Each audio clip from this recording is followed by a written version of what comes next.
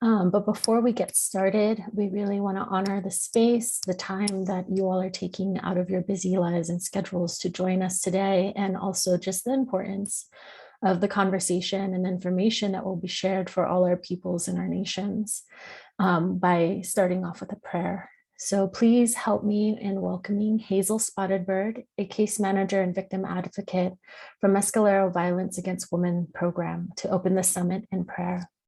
Hazel, can you please do us the honor? Good morning. I hope everyone can hear me okay. I had some issues this morning with this mic, so I'll try to speak as loud as I can. And like I said, I hope you can hear me.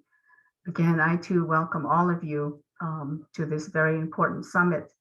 I've been attending for several years, and it's always been great to be a part of this and the team as well. So I'm going to open up with prayer. And this is going to include all nations, our people, Indian people, as well as non-native. So I'm going to pray in my own language, which is the Mescalero Apache language. So bear with me. Let's begin. Big-Ego-Indan, God, Big-Ego-Indan Yusin. Ihehe, Raku Rijina Hanakuden, Raku Janana Hinsi, Netara. Bagu shu Big-Ego-Indan Katego Hinde, Chasharat in the Islanjian Disco. Hari Libaya iti, Bagu shu. Yaraku Naskundli, Big-Ego-Indan Dakune Anadenti. Katego Hai Ashi, Dakun Shugo. Natse Kiasko Anahansi. The Hanesh Ani Ida Achi, Rick and Shugona Hansi, Big-Ego-Indan. Nine den the Natin Shun de Katego one da 8 and the Vinka Katego Slana Chintil. A Kona Hari and Shui Rakubanatse Kes and Shugobaya 80. Dia Tirik and Sugar Babbage Akuchis Chi. Even Kakatego. Ya 18 Guchin in Yaranachigo, Shurat go up there, Big-Ego-Indan God. Atinda is Chasharat in the Harat, in the under Raku Bananulchi, Raku. Bahinti, Hari Sanshuni Nahi Iraku Sashi Babegunsi. Natekende, Nshunde, Dais Kagona het tan. Debik Eran Digu Tanarabas Iki Dunshura. Isan El Tanarajas Iki Dunshura, Pastina Andera, Big Ebel Taus Tabugu in. Iri Katego Bayati, Idik and a judging he large in Digu Katego Yachilti. Irik and Shuni Lara got Egan, Shitan, Nushkago, and Tisti. But then say Raku Katego, Iterish Lishin Diguraku, Shichibutu, but then say, Diguraku Katego, San Shuni, Debanashi, Yara, Ego-Indan, Ashara, Inderike, be Anerenti, Ike Yanara Bun Ayara Akarike, Ushurat Guate. Not Lansigo Antlisti, Ikehentlistigo Antlisti, Gan Shitan, and Yara iti, Arabini Yara iti, which Ashara in the Rayet Sanderike, which he go Shurat Guate, Nahikashin Shugunahan, sing Gan Shitan, Flanikan and Gender, it go yender under and Shugu Adan sing, Shuguan and Snirat Guate, Naku Shuguanahan sing Gan Shitan, Yara Ikehe, and a house Tigu, Erik Ebegun sing. Diguraku Katego, Deva Sky was Kushu. Yaraku Shurat Guate. Dirika and Shanti Shibikasi Ingo Antisti. In Jesus' name we pray. Amen. Thank you for this honor. Thank you so much, Hazel, for that beautiful prayer. It was, even though you were saying it in your language, I felt I could follow along because many of the words are very similar to Dene, and it just shows the beauty of the cultures and how we're interconnected here in the Southwest. So thank you for blessing us in that way. You're welcome.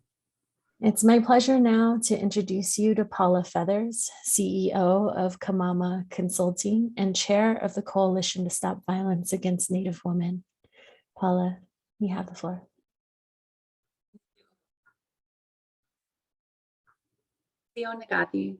Paula Ukidasi Tawadoi.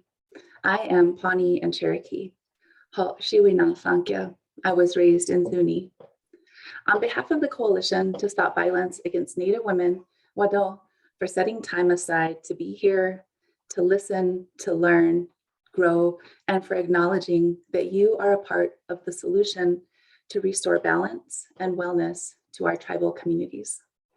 I am the chair of the board of directors, and by no means am I an expert on the many issues that the coalition actively works on, but I deeply care for my relatives and I want to be a part of the healing and building that's taking place in our communities.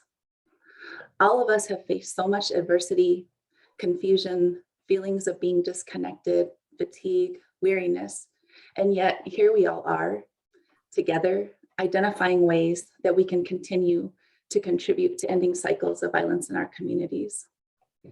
As Native people, we must all be aware of where cycles of violence start. We, those of us who carry our identity and culture today, come from ancestors who endured foreign invaders coming onto our land, killing men, women, and children without any hesitation for no other purpose than to take our land. Using extreme brutality to inflict power and dominance over us has lasted hundreds of years. The justice systems, schools, healthcare, and many other systems that we are still currently engaged with were once established to strip us of our identity, our language, and our lifeways. It is these systems that have been a big part in the creation and the perpetuation of the false belief that we are a deficient people who are incapable of self-governance. In our communities, we are nourishing our roots to heal from the loss of people, the loss of land, boarding school trauma, present day educational systems that do not validate our knowledge, racist laws, and many other genocidal policies that have been inflicted on tribal on tribal people. And yet we have so much to be grateful for. We still identify as members of our tribes. There are ceremonies and dances, language, food, knowledge of our land, medicine, and family systems that support individuals in their growth. After everything we face, we are here. Our people find solutions to overcome devastation and challenges. For a people to endure everything that our ancestors did, they adapted their behaviors in ways that helped them persevere and survive. These behaviors over time are passed on from generation to generation. These behaviors become ingrained in our ways of being. While acknowledging the indomitable spirit that our ancestors instilled in us, there's also no denying that we can do some things differently. We do have issues in our community that need our response. There are some behaviors that we all must recognize no longer serve us. Not only do they not serve us, but they are keeping harmful cycles going. Thinking about gender-based violence is very overwhelming, at least for me it is. There are practical and real things that we can do in our communities to prevent and to address the many forms of violence that too many tribal people experience.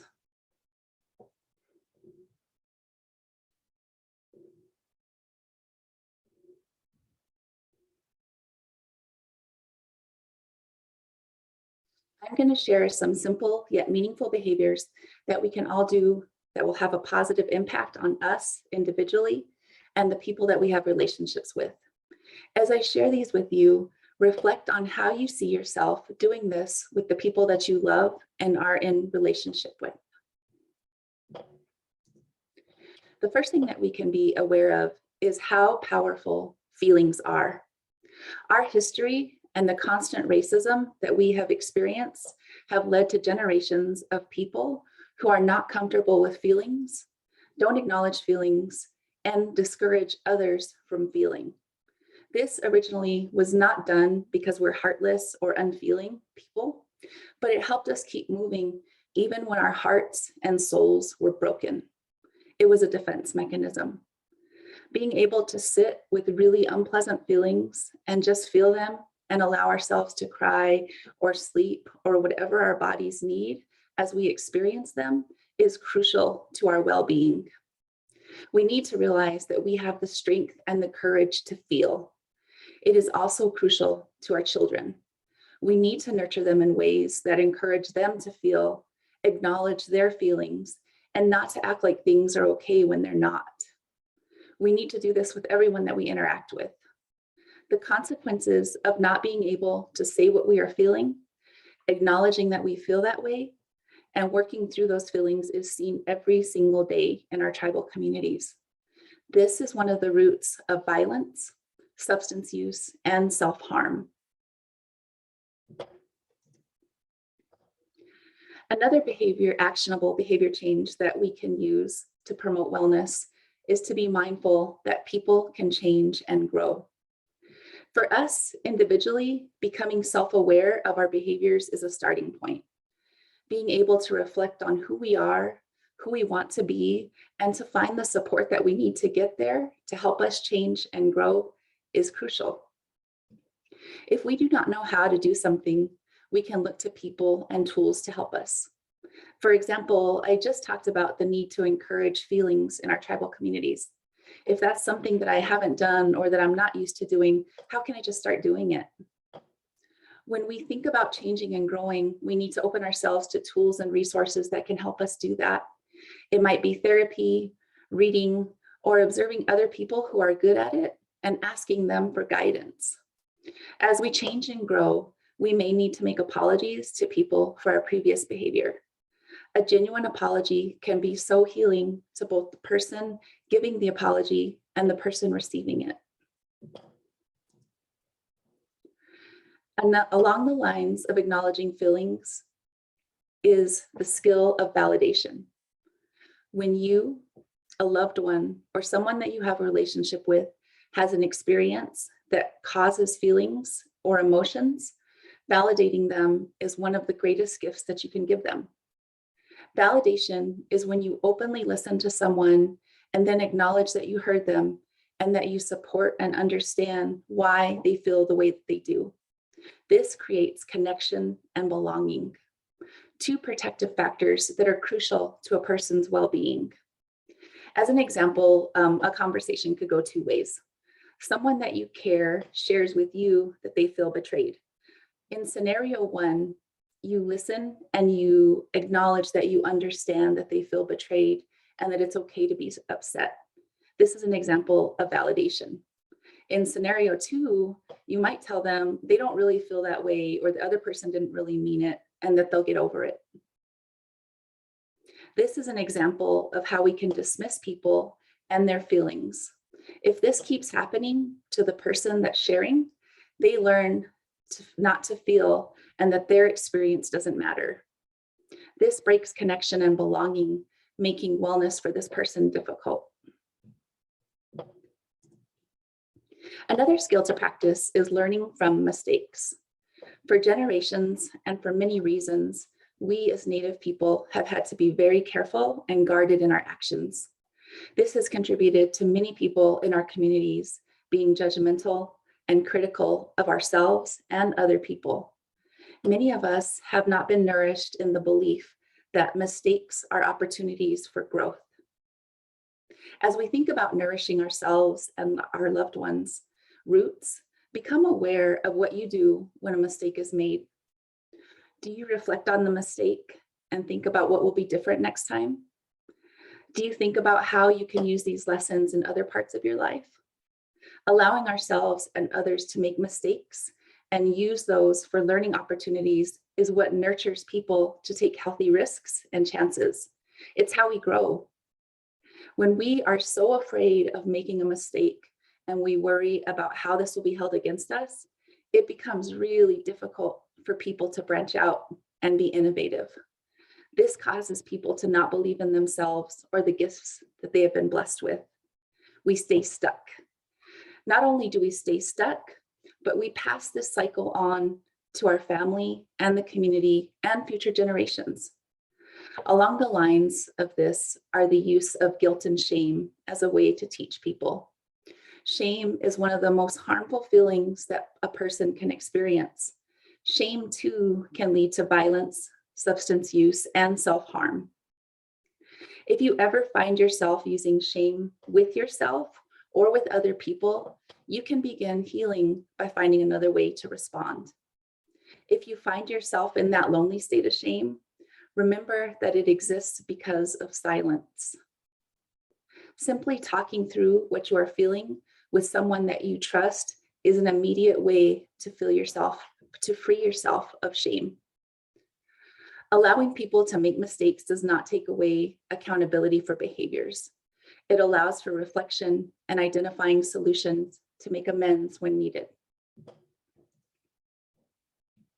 The last area that I'll touch on, though there are many more things that we could talk about, is the awareness of labeling. Since colonizers invaded our lands, we have been labeled many negative things.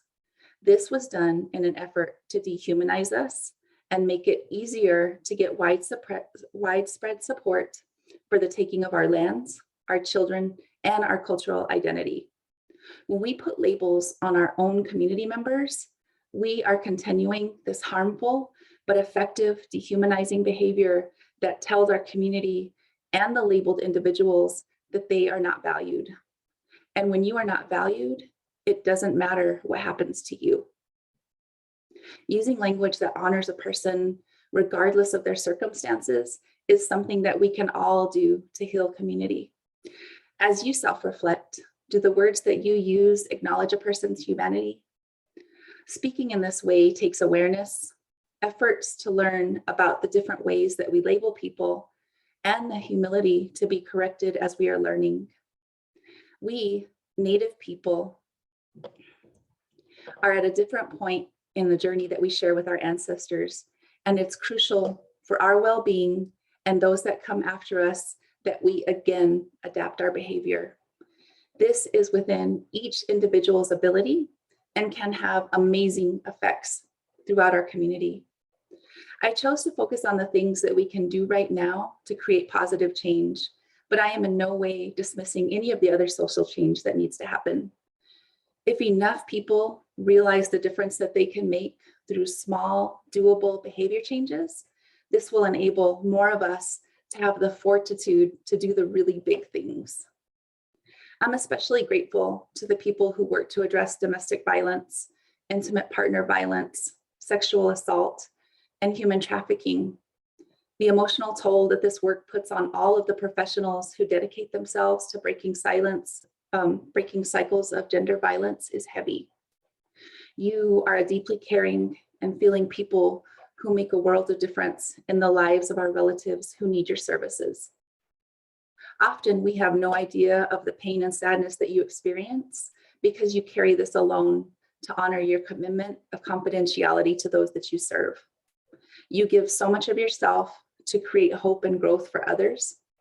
These professionals deserve good compensation, emotional support, and resources for their efforts. And whether or not you realize this, or even want to be, you as tribal leaders are also doing this work. So I am grateful for your choice to be here and for all of the hard decisions that you will make to end the cycles of violence in our communities. My heart is also full of gratitude to the people who work at the Coalition to Stop Violence Against Native Women. The staff at the Coalition are fully vested in supporting our tribal communities in so many innovative and needed ways. There's no question about their dedication to this work in our communities. They are a light for us to follow as we look to healing. Thank you, Coalition to Stop Violence Against Native Women staff, for putting this opportunity together for us so that we can gather and that we can bring our collective energy with them.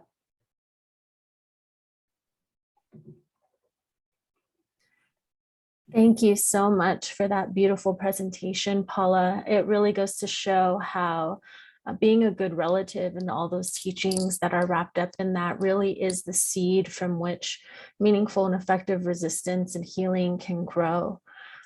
Thank you so much for speaking to the truth of our strength as peoples, the strength of our minds, our bodies, and our spirits, and reminding us of the beauty and the power of these gifts and the everyday actions we can take as we all face the epidemic of violence in our communities. Very powerful message for our tribal leaders. Next, we have remarks from the Executive Director of the Coalition to Stop Violence Against Native Women, my sister, the wonderful Angel Charley. Thank you, Janene. And thank you, Paula, for opening us up in such a reflective way. Change is within each of us, and we can all rise to the calling of Cycle Breaker. And Hazel, thank you for blessing us this morning. So many of us are still longing for gatherings, dances, and ceremonies. For gifting us the protection and love of prayer. Good morning, everyone. Goatsi Hopa. My name is Angel, and I come from the Pueblo of Laguna. I'm from the old village of Coeca, where the women are strong, the chili stew is hot, and the songs of our ancestors carry prayers for all of us. This morning, it is my great honor to once again welcome you to the Coalition to Stop Violence Against Native Women's annual Tribal Leaders Summit. This is our 8th year of hosting this gathering, the 2nd year and hopefully the last of it being held virtually. Every year, we bring together our current tribal leaders, advocates, and community members to understand the work before us in the year ahead. We believe that creating safety is a community responsibility, and that it will take all of us to create the future we want for ourselves and for those who are coming. Hello, and welcome back to everyone who's joined our summit before. We are joined this morning by our amazing board of directors and the coalition staff who are leading change throughout our region. We're also joined this morning by our honorable tribal leaders. Today we have with us Governor Chavarria and Lieutenant Governor Naranjo from Santa Clara, Governor Pentea from Zuni, Governor Abeda from Isleta, Governor Owino and First Lieutenant Kata from Okeawinge, Governor Sanchez from Santa Ana, Governor Moquino from San Ildefonso, Governor Quintana and Lieutenant Governor Gordon from Cochiti, Governor Gauchipan from Jemez, former Governor Vayo from Acoma, former Governor Vigil from Tsuki, Councilperson Oka from Hickoria, Councilwoman Cascala from Nambeawinge, Council Delegates James and Crotty from the Navajo Nation, and from outside our region, we are joined by Chairperson Thompson from Toloa Deni Nation. These tribal leaders have answered our call to join us today to champion change on behalf of the women, children, and Two-Spirit of our communities. We thank you so much for being here with us today. And finally, welcome to our beloved coalition members and advocates who are the people who continue to rise, fight for, and build a better world for survivors. Our advocates are the very ones who are up late while many of us are fast asleep, looking for shelter for a mother whose world has just been thrust into the unknown. They are the ones standing next to our survivors in court, helping to navigate the complexity of protection orders, child custody, and next steps to safety. Our advocates are creating resources, not finding resources, but creating resources so that families can find support in their times of need. And a very special thank you to those advocates who have lived through your own experience with violence, made it through to the other side, and have dedicated a piece of yourselves to ensuring that other survivors make it through too. Our dearest advocates, we do not get to thank you enough, but today we all stand in gratitude. Good morning, everyone, and welcome. This year, our theme is Nourishing Our Roots for Healing, and it is a call to action. The fruition of so much hard work is upon us. Our communities have marched in the streets, urged our decision makers to push forward policy that meets our needs, and demanded better. We echo your call to be seen and heard. We see you, we hear you, and we are you. Your advocacy is recognized, and before us, we have a chance to build. I ask you to reflect with me what we, all of us here today, have accomplished. I cannot stress enough that these accomplishments belong to all of us because the protections of what has been created belong to all of us as Indigenous people. I think of all of those who have worked for generations to see these days realized. I ask you to remember with me who planted the seeds, which have now sprouted, and we must all work to nourish. And what a time to be doing the work of nourishment. I believe we are at a pivotal moment in the movement to end gender-based violence.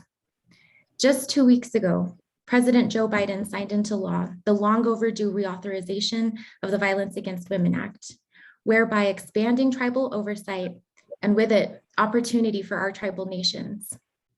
1 year ago, Secretary Holland took office as the first Indigenous woman to ever lead the Department of Interior and is moving steadfast to bring systemic response to the murdered and missing Indigenous relatives crisis. And across Indian country, and especially right here in the ancestral homelands of our people, strides are being made to protect the most vulnerable, enhance safety for those who seek it, and demand visibility where we have been unseen. I hope that you will join me in celebrating the codification of the Indian Child Welfare Act, or in New Mexico, now called the Indian Families Protection Act. The passages of Senate Bill 12 and 13 that aim to bring visibility, justice, and perhaps even closure to the families experiencing loss or disappearance of a loved one. Today, we have so much to celebrate and be grateful for. And it is the work of our tribal leaders, our advocates, and our families that have brought us here. All of us at the Coalition hold deep gratitude for the love and labor that each of you has gifted our people in creating this change. And now it is time to seize this incredible moment we have before us, a moment in which opportunity befalls us and we get to shape our future. VAWA is passed, and with it, we have an opportunity to see to it that our tribal judicial systems expand protections for all of us. The groundwork has been laid by so many of you, and lessons were learned from those most impacted. This version of VAWA moves us closer to closing the gaps in the justice system. We can now do better for our women, children, and two-spirit relatives who are navigating justice. And with this passage, we have provisions that strengthen and restore tribal criminal jurisdiction, address sexual assault, stalking, and sex trafficking. This was accomplished because of the work of you, tribal leaders, advocates, and judges, all of those who hold a role in the protection of our communities. We do not get to celebrate a victory of this magnitude often enough. But also in celebration, this past legislative session, we saw the historic Indian Family Protection Act passed. New Mexico Indigenous families will forevermore have a stronger, more intentional, kinship-based law that will keep our little ones right where they have always belonged, in our communities, embraced, loved, and cared for by their extended families. With the Federal Indian Child Welfare Act being challenged in the Supreme Court right now, the Coalition to Stop Violence Against Native Women joined in partnership with the New Mexico Tribal ICWA Consortium, allies within the Children, Youth, and Families Department, and Bold Futures to develop a bill that would not only withstand a federal challenge, but create a thriving model of what a law for our communities should be. We worked late nights, sometimes into the early morning hours, beside many of you who are here today, to advocate for a version of the bill we could all be proud of, and we are. And finally, we have all felt the momentum around the murdered and missing Indigenous women's crisis this past year, much of which we can all be proud of. We have witnessed a grassroots movement begin transforming entire systems. It is important to remember where it all started, on the front lines of protests, calling out extractive industries for the role they play in creating this crisis. And now from the White House to the New Mexico legislature, we are seeing laws, policies, and oversight where there once was none. And you have all had a role in this incredible cultural shift. Even the federal government is expanding its breadth to encompass a response to community. I think of the countless mothers who stood at the front, shared their story, and demanded we all listen. They asked us to uplift their struggle and help carry the weight of tragedy, so that in turn, all our families would be safer with a better system in place should any of us experience the unimaginable. This is our work, and it is healing. In closing, I would like to acknowledge that while the Indian Family Protection Act, the Violence Against Women Act, and Murdered and Missing Indigenous Relatives policies are all wins, we must always remember we are carrying forward this work for those we have lost and perhaps are no longer with us.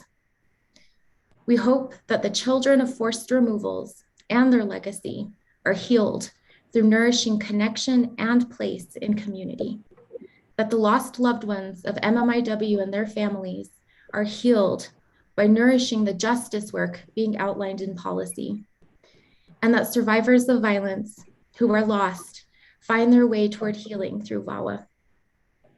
The work of nourishment now begins, and I hope with it comes healing for all of those who've come before us, our ancestors, our grandmothers, our moms and aunties who have delivered us to this point.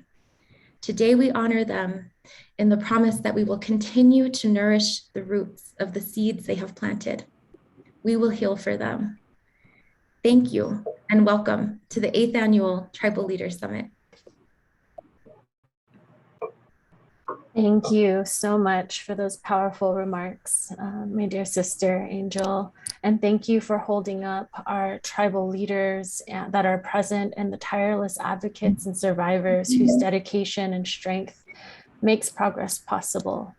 As a survivor myself, it's not lost on me the impact and opportunity presented by all the progress and work that has been done this past year. May there never again be another child or another woman who is told that they can't get justice because of jurisdictional issues or because of lack of ability to investigate or to collect evidence. May this be the turning point that our people so desperately need to overcome this epidemic of violence once and for all. And may this be another strong message that shows how resistance and healing go hand in hand in the path towards our liberation. So with that said, we want to pass the floor on to one of our honorable tribal leaders, the Honorable Navajo Nation Council Delegate, Amber Kanazbah Crotty, from the 24th Navajo Nation Council. Shada, take the floor.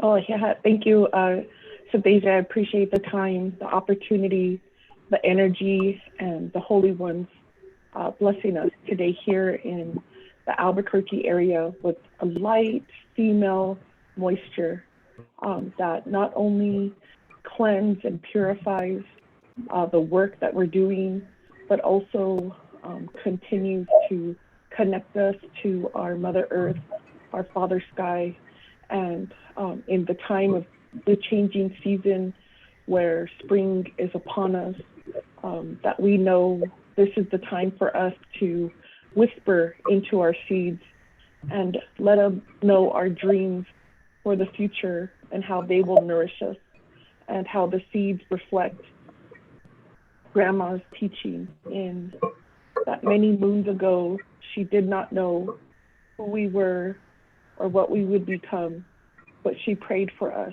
And through those life seeds, her prayers are, when we consume that now, we embody those prayers and those blessings. So I deeply appreciate the opportunity and being able to provide the tribal leader discussion today. I want to properly introduce myself and for all of my relatives who are on the line.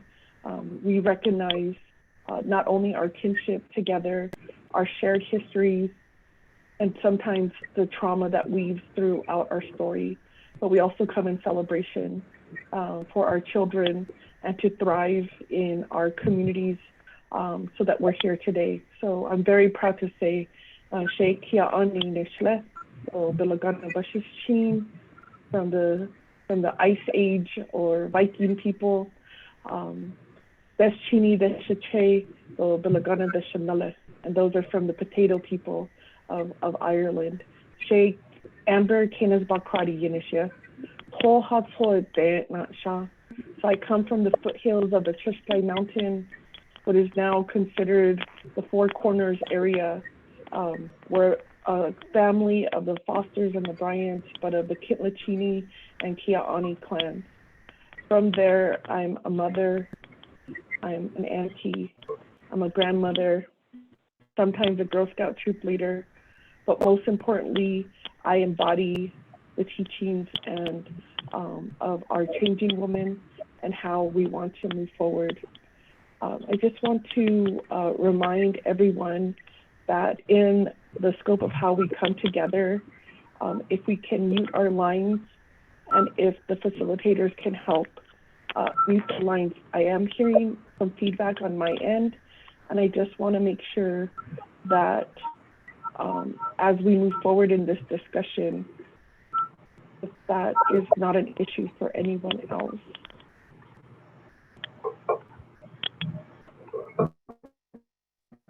Okay, thank you. I You're okay, appreciate Delegate. that. Okay, great.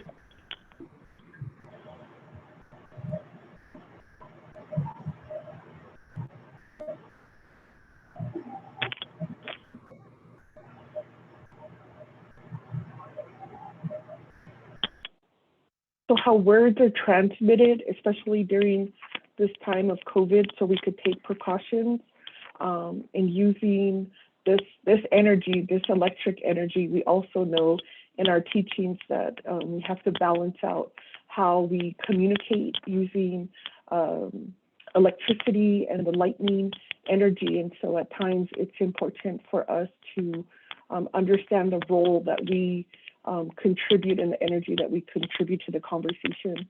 So I appreciate everyone muting their line.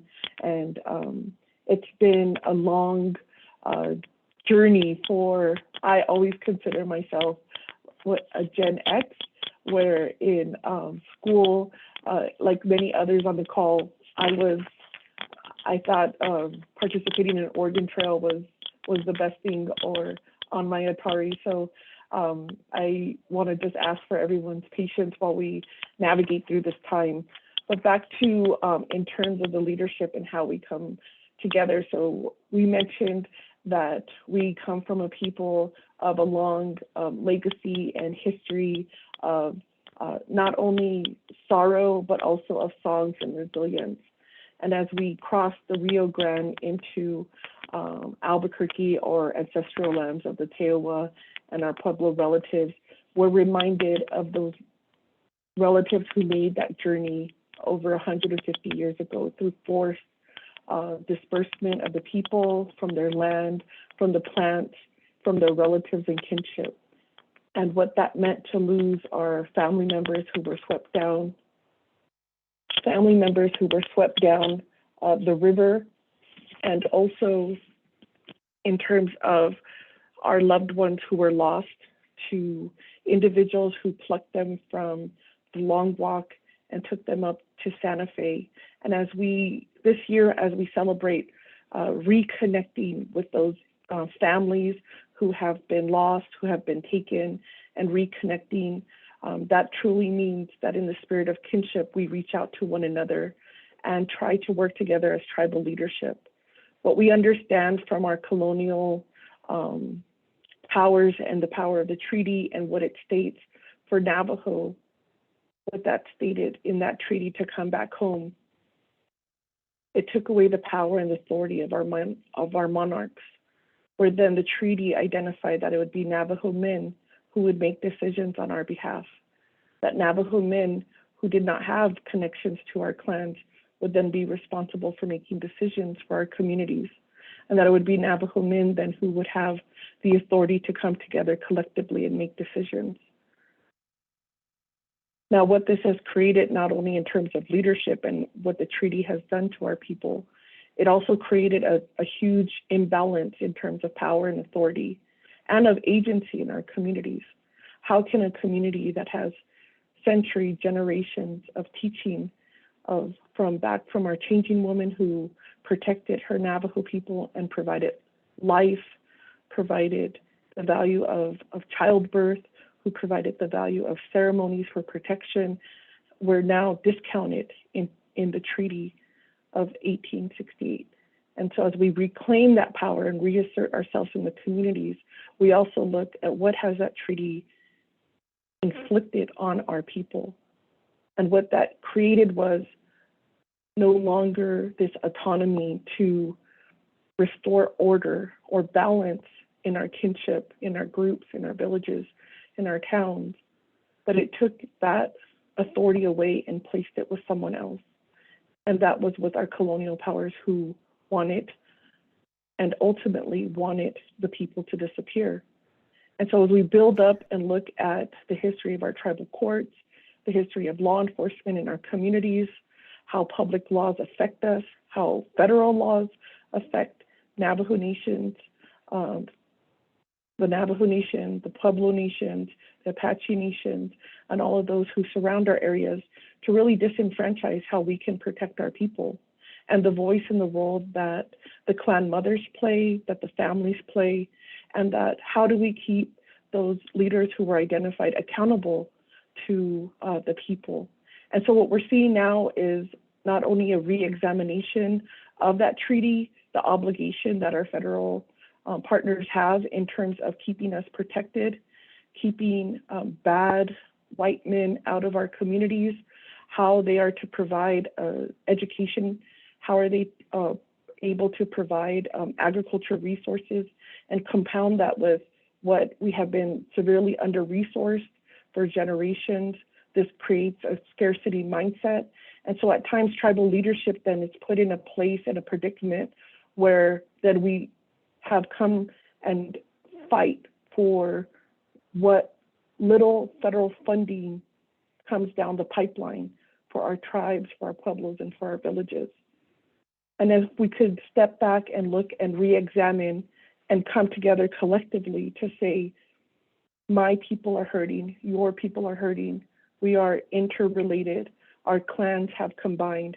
How collectively can we come together as tribal leadership to not only understand the roots of systemic racism, to understand the roots of colonialism, to understand why these laws are in place, to understand why it has taken so long to get our votes to count, why we have silenced our community members who have been targeted with violence, with sexual assault, with being taken at the boarding schools, and with our relatives who now are never returned home. How can we, as tribal leadership in this day and age, where we have all of this knowledge, where we have our children who are going into the university setting, how can we combine what our grandparents have taught us with now what our children are bringing to the table and what they're learning at the universities, what they're learning in these grassroots movements, what they're learning in community, and how can we amplify that and bring them into the fold?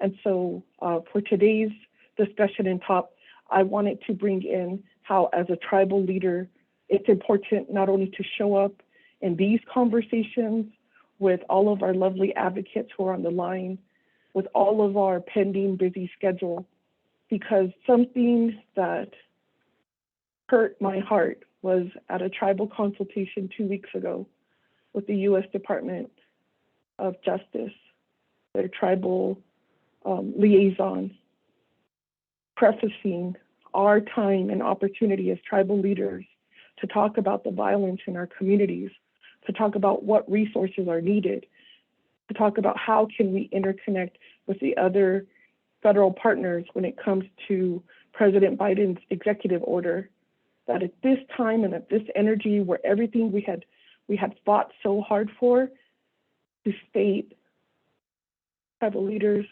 I know you're tired. I know you have consultation fatigue. Let's just get through this. Let's just get through this consultation. And that was a time for tribal leaders to push back and say, no, we are not fatigued. No, we will continue to show up when there's a federal consultation. No, you will respect our time. You will respect our people's voices. You will understand the challenges that we are facing on the ground. And matter of fact, this is just the beginning. This consultation is just the beginning to keep you accountable in your trust responsibility. This is the time to keep all of your resource accountable on how you are helping and working with the families directly so that they have the type of services that they need when they are still out there, searching. We all collectively helped Castillo last Monday when he was looking for his daughter in Cuba. We all passed the TikTok. And I thought to myself, at this day and at this stage of having these conversations, we still have families that are not only reporting their missing relatives, but still given the runaround and still given false information that they have to wait 48 hours. And so as tribal leadership, what we need to do is bring in all of our political might, all of our provisions to say, this is the tip of the iceberg. This is not the only solution, but this is where we keep you accountable. This is the line in the sand, and we will not stand down, and we will not codify, and we will not say you're doing a great job, or we will not just give you thanks. We want our relatives back. We want a system that will be accountable. We want a system that pulls together, and through myself being an elected official on the line, and in leadership in the home and in the community, for our federal partners to respect that. And we have to continue to show up. We cannot be exhausted. And it's through efforts like the Coalition to Stop Violence Against Native Women who provide that support, for the advocates on the line who are waking up on this beautiful morning and looking at their caseload, pushing that paperwork, trying to make sure our children and families are safe, trying to do the best they can in this system that creates roadblocks, that creates jurisdiction issues, that creates inequity in terms of funding, that puts tribal leadership in the position where we fight against each other, and not looking at the fight is to keep our federal partners, our state partners, our county partners, and within our own tribal systems, all accountable to the people that they serve, the people of the land, the communities, the relatives that have suffered so much, and yet they are still here, and that we honor theirs and we center as their survivor stories, and as we wrap our arms around them and protect them as tribal leaders as they continue on their healing journey, and they become the warriors that we know is within all of us. And so what I want to just share, if we could bring up the PowerPoint presentation, just to demonstrate, to give you a taste of how that could be done, not only in your nation, your village, your pueblo, in our urban areas, but how collectively working directly with the people, working directly with advocates, not through federal programs, not relying on any money, in terms of how we've been able to collectively hear and center the voices of our missing and murdered Dene relatives, how we continue to show up and fight against and push back on FBI partners who say missing persons is not an issue. We have enough agents. To push back when our own tribal leadership say our missing people want to be missing. No, we have a duty, an obligation. When I say I'm a Kia'ani woman, I have an obligation to my clan to know where they're at. And you, as an individual, has that duty to me as your clan mother, as your auntie, as your grandma, to make sure that I know that you are okay, that you are taken care of. And that's a duty and an obligation that no federal law can impede upon in how we search for our relatives. So Shadeja, if we could please have the screen up when it comes to the PowerPoint presentation. And I briefly want to just highlight in terms of how we as tribal leadership can provide that space and opportunity for our families to have that healing space. So when they are providing these awareness walks, they're not ridiculed, they're not victim blamed, that we stand with them, and that their voice is part of this collection of data, and that their stories is a collection of who we are and their experience, and that matters. And so what I'll do is, while we're hoping that the PowerPoint presentation can be presented, some of the highlights that I wanted to speak out in terms of tribal leadership is really showing up for not only these consultations. And so when the Office of Victims of Crime, through a lot of efforts through Indian country, has had the opportunity to show up at the DOJ consultation, we continue to ask, we have so much crime in our communities. We do not have the funding to help survivors move through this process. And so Delegate Nathaniel Brown and myself, I can remember 2016, we waited 13 hours. Yes, we waited 13 hours to provide tribal consultation to the Department of Justice. And why did we have to wait 13 hours? Because that's how much violence, that's how much pain runs through Indian country. And we heard the stories from Alaska. We heard the stories from Maine. We heard the stories from our relatives in Southern California. We heard the stories from our displaced people in the Carolinas. And as we heard this turmoil, we said, oh, we relate. Oh, our elders are suffering too. Oh, our children are being taken from us. But also we knew that there was opportunity, that the rate of violence that was inflicted upon our people, that federal funding that was being collected not only wasn't being used, but that if it was geared to tribal nations, that collectively we would know how to use that money best for our people. And so some of the great things that we were able to do as Navajo Nation and as leadership is, first, we had to learn from our mistakes. And what we wanted to do was then collectively say, how, when we had this opportunity, what did we first go after? And how was that unsuccessful? And so we learned from that. And what we decided as a tribal council and working with the oversight and working with so many different advocates is we learned that our internal tribal system was not adequate. The processing itself was so bureaucratic, so much red tape. It's not a system to provide direct services. And we knew when families were reaching out to us, those advocates who are within the Navajo system tried their best, but because of hiring practices, because of all of the internal red tape, couldn't give them the type of support that they needed. And so what we moved on to is looking at our healthcare providers and looking at the issue through a healthcare lens, because we knew it wasn't a law enforcement issue. We knew it just wasn't a probation issue. We knew it just wasn't falling on the courts. We knew collectively in identifying intergenerational trauma that it hit every core of who we are, and it hit every aspect from our children who are going to school, from our parents who are trying to navigate higher education or the workforce, or our elders. And so we really brought in our public health providers. And I just want to thank IHS, Indian Health Service, for their the injury prevention program. We learned so much in terms of what data we had, what were some of the causes, but really focusing on the prevention aspect of it. And so as we partnered with IHS, we partnered with nonprofits, we had leadership at the table, and what we created was a dynamic advocacy type of programming that worked with our 638 healthcare provider.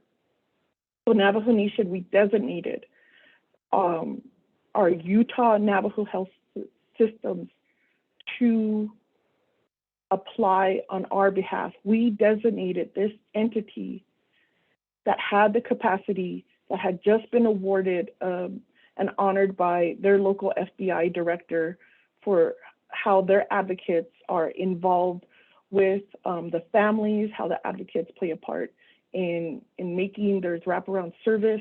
We partnered with them and said, please, if you have the capacity, let's come together. And if your service area cannot cover the Navajo Nation, who can we bring into the conversation? And so that we were able to partner with nonprofits like Victim Services of Coconino County. And what we kept looking for was, okay, were there community assessments?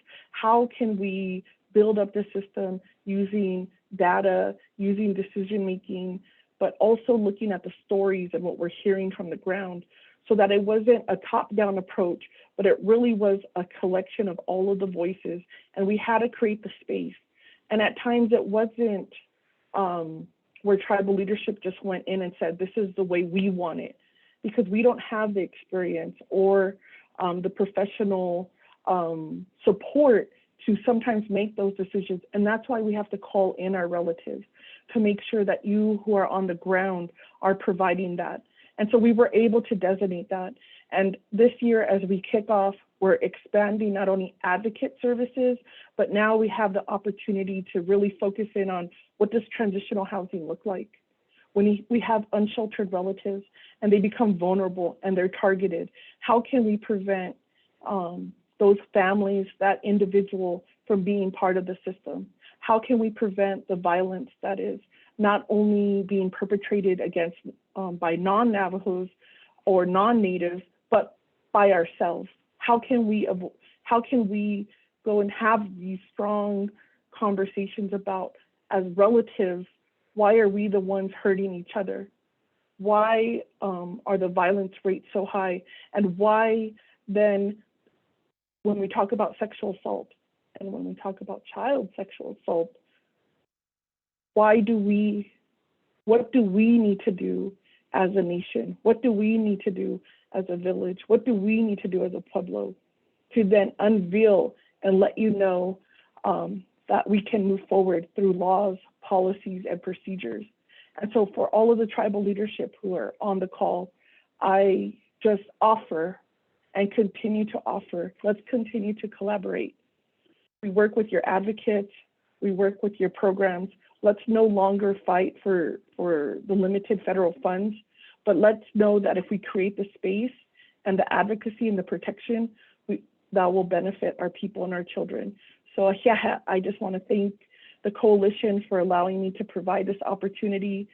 We'll make sure that you do get the presentation, and I think it's a great way to just come together and restore one another and know that we're all here doing the best that we can, and we will no longer let these colonial forces erase who we are as a people, systemic racism, undervalue what we bring to the table, and we will keep them accountable. Yeah, thank you.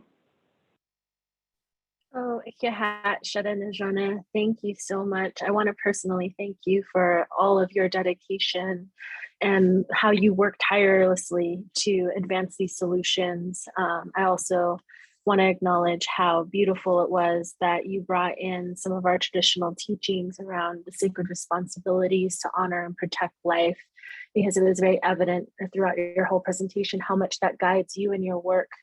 And for sharing that important message with all of our tribal leaders about how vital it is to overcome the scarcity mindset and to find points of unity and collaboration against the forces of the legacy of colonization that's behind, a lot of the sickness and this violence that is endemic in our communities. And finally, for highlighting all the work that still needs to be done to make sure that the time and the wisdom and knowledge of our leaders are respected and upheld by those with power as we continue to advocate tirelessly for the solutions that our communities need. Apologies for not being able to share your presentation. We will make sure that that gets out to attendees, but thank you for everything that you shared. Next, we will be going over to James. So James has been listening to this morning's speakers and graphically recording the session's highlights. They will continue to add to their illustration as we hear from more speakers throughout the event's progress. And at the end of this, they will be gifting us with a beautiful depiction of our time together once we close. So you can watch James working by clicking into the special feed loop session at any time during the summit. And so we want to thank you, Silent James.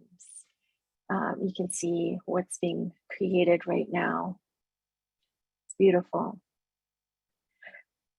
But now it's time for a break. So you'll have just a few minutes to continue to watch James illustrate or to grab a cup of coffee or tea. But speaking of coffee, that's our first verbal code for the virtual scavenger hunt. How tradish of us. The code for Code Quest. Again, the game code is coffee.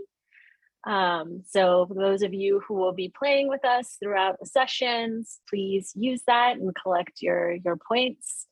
Once again, just a reminder to arrive to the sessions on time and listen closely, and you just might collect more codes that can go to receiving some of the different beautiful prizes that are being offered. Right after break, we will have Mary Nagel, who will give us an overview of the reauthorization of the Violence Against Women Act, a critical piece of federal legislation, also known as VAWA. So I'll see you shortly in the next session. We will be in the Adobe room.